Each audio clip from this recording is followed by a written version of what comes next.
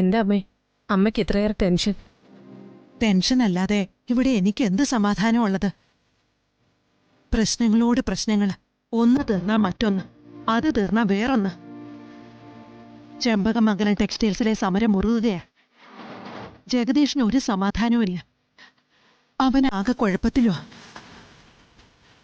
അല്ല, പേടിക്കാനില്ല. ഷൺമുഖനുമായിട്ടുള്ള ഡീല് വളരെ വേഗം നടന്ന ഫണ്ടിങ് വരുമല്ലോ. അതെടുത്ത് നമുക്ക് ടെക്സ്റ്റൈൽസിലെ പ്രശ്നം പരിഹരിക്കാം, അല്ലേ?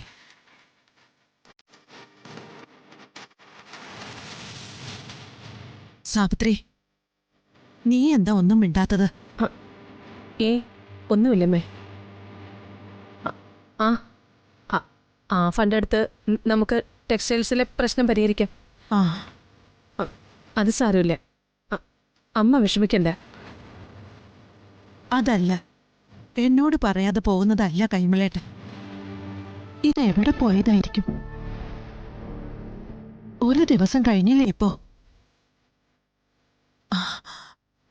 അല്ല, ഏതമ്പലത്തിലേക്ക് പോകുന്നെന്നാ മോളെ കൈമളേട്ടൻ നിന്നോട് പറഞ്ഞത്? അല്ല, അങ്ങനൊന്നും പറഞ്ഞില്ലമ്മേ. ഈശ്വര, എവിടെ പോയി തിരക്കും? വിളിച്ചിട്ട് ഫോണ് സ്വിച്ച് ഓഫ് ആണല്ലോ. ഒന്ന് തിരക്കി പോവാനാണെങ്കിൽ ഇവിടെ ആണുങ്ങളായിട്ട് ആരുണ്ട്? കാർത്തിമോൻ ഹോസ്പിറ്റലിൽ.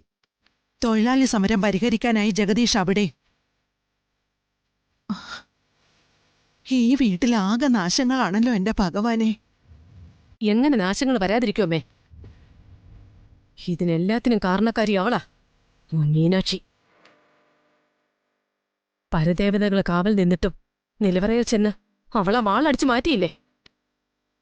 അതോടെ ഈ തറവാട് തീർന്നു, നശിച്ചു. അവള് നന്ദി കെട്ടവളും നെറുകെട്ടവളോ.